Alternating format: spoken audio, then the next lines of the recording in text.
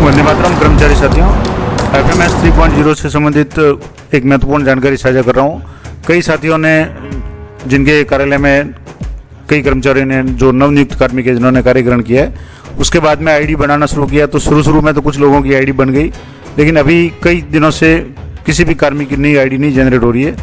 तो सारा प्रोसेस होने के बाद भी अगर आईडी जनरेट नहीं हो रही है तो कुछ संभावित कारण मैं आपको बताता हूँ और आपको क्या करना है ताकि जल्दी से जल्दी आपके जो भी कार्मिक ले गए हैं उनकी आईडी जनरेट हो जाए, ताकि मार्च महीने की सैलरी वगैरह है वो सही समय पे प्रोसेस हो सके।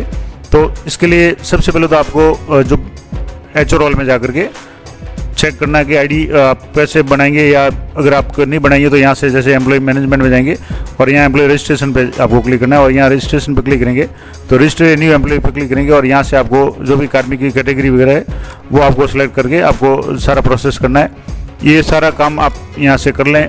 अब मैं आपको बता रहा हूँ कि एक सारा प्रोसेस मैंने कर लिया है।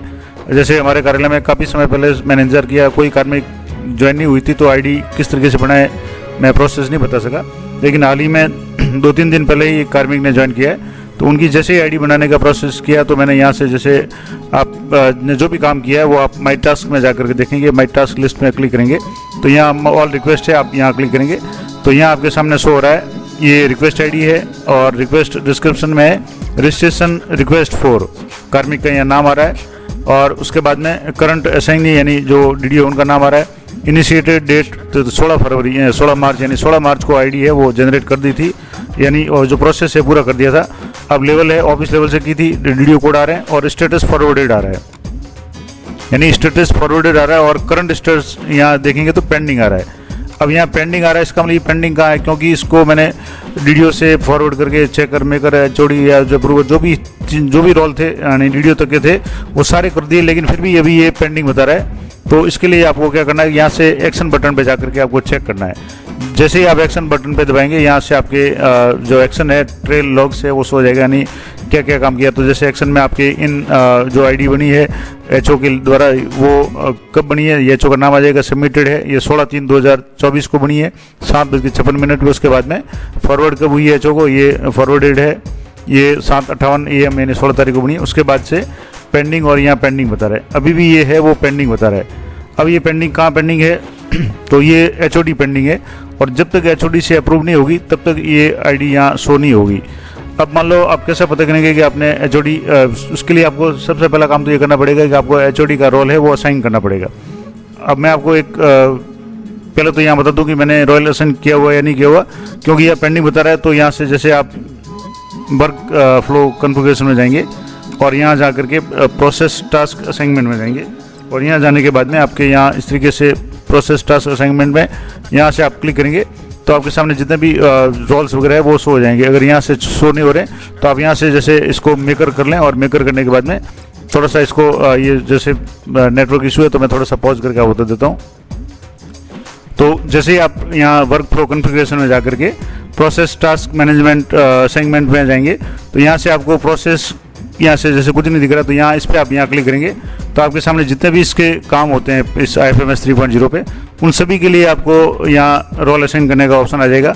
जैसे यहाँ ट्रेजरी ऑब्जेक्शन बिल है, एम्प्लॉय लोन डिटेल है, डिपेंडेंट डिडक्शन है, रिकवरी है, या माइग्रेटेड एम्प्लॉय वेरिफिकेशन है, एब्सेंटी स्टेटमेंट है, एम्प्लॉय वगैरह सारे जो भी है, अलाउंस बल्क है वगैरह। अब यहाँ से जैसे ग्रुप क्रिएशन है, ग्रुप एलोकेशन है, डी एलोकेशन है, ज्वाइनिंग रिक्वेस्ट है। अब यहाँ से सबसे नीचे जब स्क्रॉल करेंगे, अभी जैसे कल मैंने एक वीडियो में बताया था कि डीए के संबंध में अभी नहीं आया, तो यहाँ जैसे डीए रेट है इसके संबंध में अभी ये ऑप्शन मॉड्यूल एक्टिव नहीं हुआ है, तो ये एक्टिव होने के बाद या जो भी प्रोसेस होगा उसके बाद ही डीए एक्टिव जो भी है अपडेट हो पाएगा। अब यहाँ सबसे नीचे आप देखेंगे तो एम्प्लॉय रजिस्ट्रेशन है, इस पर आप जैसे क्लिक करेंगे तो आपके सामने यहाँ 3 तरह के ऑप्शन यहाँ शो होंगे। पहला तो एक तो है कि लेवल 1 ऑफिस और लेवल 2 एचओडी। अब यहाँ आपके सामने मेकर है तो रोल असाइन किया हुआ है, राइट का निशान आ रहा है, चेकर में राइट का निशान आ रहा है और अप्रूवर में आ रहा है। ये तीनों में आपके इस तरीके से असाइन किए हुए होने चाहिए। अगर नहीं किए हुए हैं तो आपको किस तरीके से करना है वो भी मैं आपको बता दूंगा। उसके बाद में यहाँ से जैसे एचओडी रोल है, यहाँ लेवल 2 में आप है तो एचओडी रोल यहाँ आप जैसे राइट का निशान आ रहा है, इसका मतलब ये एचओडी रोल भी यहाँ से असाइन किया हुआ है, यहाँ असाइन आ रहा है और राइट का निशान आ रहा है। अब जैसे किस किस को किया हुआ तो यहाँ नीचे स्क्रॉल करेंगे तो आपके सामने ये एचओडी है, टाइप अप्रूव आ जाएगा, ये एम्प्लॉय का नाम आ जाएगा, आईडी आ जाएगी, एचओडी और एक्टिव सारे आ जाएंगे। मेकर, चेकर, अप्रूवर जो भी है, एचओ और एचओडी जो भी है वो सारे यहाँ से शो हो जाएंगे। तो ये 3 रोल ऑफिस के हो जाएंगे, मेकर, चेकर, अप्रूव। उसके बाद में एचओडी। जब तक आपकी आईडी एचओडी से अप्रूव नहीं होगी तब तक आपको शो नहीं होगा। जैसे ही आईडी आपके बन जाएगी, अप्रूव हो जाएगी वहाँ से, तब आईडी बनेगी और उस आईडी को आप जैसे कहाँ देखेंगे तो एम्प्लॉय मैनेजमेंट में जाने के बाद में आप ग्रुप मैनेजमेंट में जाएंगे और यहाँ बिल एलोकेशन पे आप जैसे क्लिक करेंगे तो आपके सामने यहाँ इस तरीके से यहाँ जो भी आईडी है वो यहाँ आपके शो हो जाएगी। तो उस आईडी को आप जो भी ग्रुप, जिस ग्रुप का कार्मिक है, जिसकी आईडी आपने बनाई है, उस ग्रुप में उसको आप एलोकेट कर लें। तो ये तो था कि आपको किस तरीके से ये रोल असाइन करना है। अब मैं आपको एक लाइव करके बता दूँ कि जिस वीडियो के रोल असाइन नहीं किया हुआ है उनके रोल ये असाइन किस तरीके से होगा। मैंने तो जैसे ये किया हुआ है और इसीलिए ये पेंडिंग एचओडी बता रहा है। और जैसे ही एचओडी से अप्रूव हो जाएगा तब ये आपके सामने जब भी अप्रूव होगा एम्प्लॉय आईडी है कार्मिक की शो हो जाएगी। तो ये तो था प्रोसेस। अब मैं आपको एक दूसरे वीडियो उनकी आईडी है वो जो ये रोल असाइन करके बताता हूँ किस तरीके से आपको रोल असाइन करने हैं। तो यहाँ से आप जैसे मैं थोड़ा सा पॉज कर रहा हूँ। तो जैसे कि मैं आपको बता रहा था कि किसी भी ग्रुप में कार्मिक का एचओ या जैसे चेकर, मेकर और एचओडी रोल जो अप्रूव या असाइन करना है वो किस तरीके से करेंगे। तो यहाँ आपको एचओ रोल में आ जाना है और एचओ रोल में आने के बाद में एम्प्लॉय मैनेजमेंट पे क्लिक करना है। जैसे एम्प्लॉय मैनेजमेंट करेंगे इस तरीके से आपके सामने जो भी पेज खुल जाएगा। अब यहाँ वर्क फ्लो कॉन्फ़िगरेशन है, इस पर आपको क्लिक करना है और यहाँ नीचे आ गया प्रोसेस टास्क असाइनमेंट।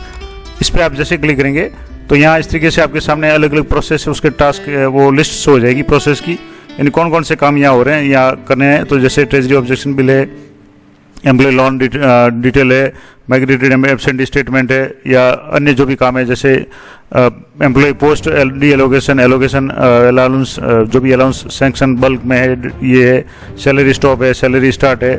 अब इसके लिए आप जैसे एक मैं पहले तो आपको कोई भी दूसरा जो असाइन रोल करना है वो कैसे करेंगे। मान लो जैसे ये पोस्ट एलोकेशन का है, ग्रुप क्रिएशन का है। तो मान लो ग्रुप क्रिएशन के लिए आप यहाँ रोल असाइन करेंगे तो यहाँ जैसे एक ही रोल असाइन किया हुआ है अप्रूवर का। अब यहाँ से जैसे अप्रूव का रोल नीचे चेक करेंगे तो यहाँ अप्रूवल का रोल शो हो रहा है। अगर आप यहाँ मेकर और चेकर भी बनाना चाहें तो ये आपके ऊपर निर्भर है कि आप अपने कार्यालय के कार्मिक को जो काम करता हो उसको आप जैसे मंत्रालय कर्मचारी या एलडीसी यूडीसी जो भी हो उनको आप चेकर मेकर बना सकते हैं। आप चाहें तो डीडीओ को ही तीनों रोल दे दें ताकि बार बार आपको परेशानी नहीं हो। तो यहाँ से जैसे मेकर का रोल असाइन करना है तो यहाँ से आप इस तरीके से करेंगे। तो यहाँ से जैसे डीडीओ रोल पे करना चाहें या एचओ रोल पे, जिस पे भी आप असाइन करना चाहें यहाँ से आप असाइन कर सकते हैं। तो जैसे मैंने यहाँ से असाइन कर लिया तो ये पूछेगा यस कंफर्मेशन, उसके बाद ये सक्सेसफुल हो गया तो ये रोल असाइन हो गया। चेकर में भी आपके यहाँ से जैसे जो रोल है वो एचओ कर लेता हूँ मैं और यहाँ से यस करेंगे तो ये रोल है असाइन हो जाएगा। इस तरीके से ये तीनों रोल हो गए। अब इसमें आपके कहीं भी डीडीओ का रोल नहीं आ रहा है, लेकिन डीडीओ का रोल कहाँ आएगा तो यहाँ से जैसे मैंने वीडियो में बता रहा था कि अगर आपको नए कार्मिक का रजिस्ट्रेशन करना है, जैसे एम्प्लॉय रजिस्ट्रेशन है, अब रजिस्ट्रेशन करना है तो उसमें आपके यहाँ इस तरीके से यहाँ देखेंगे तो आप कि यहाँ मेकर, चेकर, अप्रूवर 3 रोल तो यहाँ है और चौथा रोल यहाँ जैसे लेवल 2 का जो रोल है वो एचओडी। जब तक एचओडी का रोल असाइन नहीं हुआ, यहाँ जैसे आ रहा है अनअसाइन, यानी असाइन नहीं किया हुआ है तो ये आपको असाइन करना पड़ेगा तभी आपकी जो आईडी है वो वहाँ से अप्रूव होगी एचओडी से। जैसे पे मैनेजर पे आप कोई भी अपडेट भेजते थे पर्सनल लॉगिन से तो वो डीडीओ पे जाता था और डीडीओ के द्वारा फॉरवर्ड होने के बाद में एचओडी जाता था और एचओडी से अप्रूव होने के बाद वो डिटेल है वो अपडेट हो जाती थी। तो उसी तरीके से यहाँ सबसे पहले आपको मेकर असाइन करना है। यहाँ से जैसे एचओ को मेकर असाइन कर ले तो यहाँ से मैं येस कर रहा हूँ, ये सक्सेसफुल हो गया। उस तरीके से आपको जैसे ये मेकर हो गया, उसके बाद में चेकर है तो चेकर में भी आप जैसे एचओ या डीडीओ जिस भी रोल को असाइन करना चाहे ये जैसे मैंने कर लिया, ये 2 हो गए। अब यहाँ सबसे इंपॉर्टेंट बात है कि एचओडी, तो एचओडी अभी जैसे अनअसाइन आ रहा है तो यहाँ से आप अनअसाइन पर क्लिक करेंगे तो यहाँ से आपके सामने एम्प्लॉय का नाम आ जाएगा। जैसे ये नाम आ रहा है एम्प्लॉय आईडी RJBI यानी बीकानेर की आईडी आ रही है और एम्प्लॉय का डेजिग्नेशन है एचओडी, ये एचओडी डेजिग्नेशन आ रहा है। अब आपको यहाँ एक्शन में असाइन करना है। ये एक्शन में आप जब असाइन करेंगे तभी आपकी जो भी नई आईडी वगैरह है वो अप्रूव हो पाएगी। तो यहाँ से कंफर्मेशन पे करके आपको यहाँ से यस करना है और ये आ गया सक्सेसफुल टास्क असाइनमेंट सक्सेसफुली।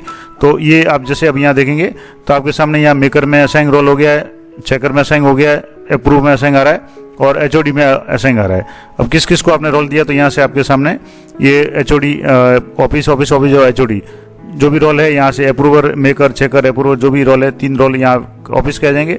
चौथा है एचओडी का आ जाएगा, यहाँ इनका नाम आ जाएगा, यहाँ एम्प्लॉय आईडी आ जाएगी और यहाँ से एक्टिव हो जाएगा। अगर मान लो स्टेटस किसी का चेंज करना चाहें तो यहाँ से आप चेंज भी कर सकते हैं, लेकिन ये पूरा प्रोसेस आप जब करेंगे तभी आपके जो भी कोई भी नए कार्मिक की एम्प्लॉय आईडी होगी वो आप जब तीनों लेवल से अप्रूव करके, यानी मेकर के द्वारा बना करके, चेकर द्वारा उसको चेक करके, अप्रूव के द्वारा आप जब फॉरवर्ड करेंगे या सबमिट करेंगे तब आपके सामने वापस HOD से तक जाएगी और HOD से अप्रूव होने के बाद ही जो आईडी है वो शो होगी।